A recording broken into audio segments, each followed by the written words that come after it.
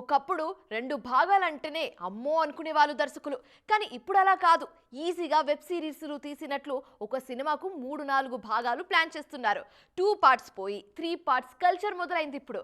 మరి నిజంగా ఓ సినిమాకు 3 భాగాలు తీస్తే వర్కౌట్ అవుతుందా? సాగదీసినట్లు అనిపిస్తుందా? ఇంతకీ ఏంటా 3 part movies? Let have a look on them. 2.5 గంటల రెగ్యులర్ సినిమా కాస్త ఇప్పుడు 6-7 గంటలకు వెళ్ళిపోయింది. అంత పెద్ద కథ సింగిల్ సినిమాలో చెప్పలేరు కాబట్టి 2-3 పార్ట్స్ కూడా చేస్తున్నారు మన దర్శకులు. కొందరు కేవలం మార్కెట్ కోసం చేస్తుంటే మరికొందరు మాత్రం సీరియస్ గానే 3 పార్ట్స్ కోసం ప్రయత్నిస్తున్నారు. ఈ లిస్ట్లోకి లూసిఫర్, ఓతెల లాంటి సినిమాలు చేరిపోయాయి. ఓతెల సినిమాకు 3rd పార్ట్ కూడా తీస్తామంటూ ప్రకటించారు సంపత్ నంది. అయితే ఓతెల 2కు ఊహించిన రెస్పాన్స్ రావట్లేదు. దాంతో పార్ట్ 3 రావడం కష్టమే. మరోవైపు లూసిఫర్ కథను ముందు నుంచే 3 భాగాలుగా ప్లాన్ చేసుకున్నామని తెలిపారు మోహన్ లాల్.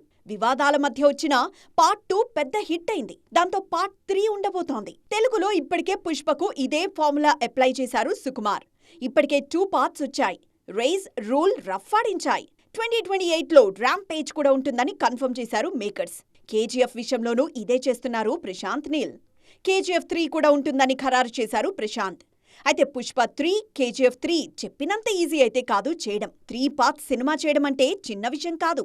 కానీ దాన్ని మెటీరియలైజ్ చేసి చూపిస్తున్నారు మన దర్శకులు. పుష్ప 3, కేజీఎఫ్ 3కి టైం పడుతుందేమో కానీ లూసిఫర్ 3 త్వరలోనే రావచ్చు. మరోవైపు దృశ్యం 3 ఇప్పటికే మొదలైంది.